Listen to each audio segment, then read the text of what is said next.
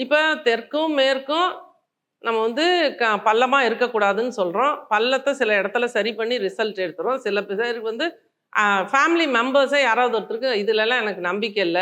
இத செஞ்சா சரியாயிருமா? ஏன்னா அந்த வீடு வந்து நெகட்டிவா இருக்கும்போது, அந்த வீட்டோட வாஸ்து தவறா இருக்கும்போது, அந்த வீடு பேச வைக்கும்.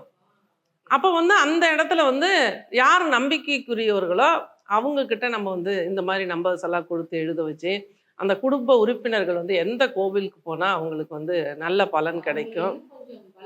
பலப்படுத்தி பிரம்ம முகூர்த்தத்துல இது போல அ நீங்க வந்து அஃபர்மேஷன்ஸ் சொல்லுங்க. உதாரணத்துக்கு ஒரு ரொம்ப சிம்பிளா நம்ம நேயர்களுக்கு ஒண்ணே ஒண்ணு சொல்றேன்.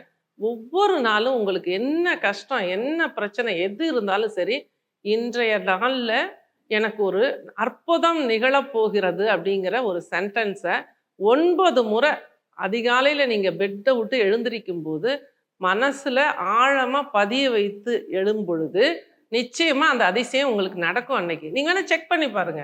அத ஆனா டெய்லி சொல்லணும்.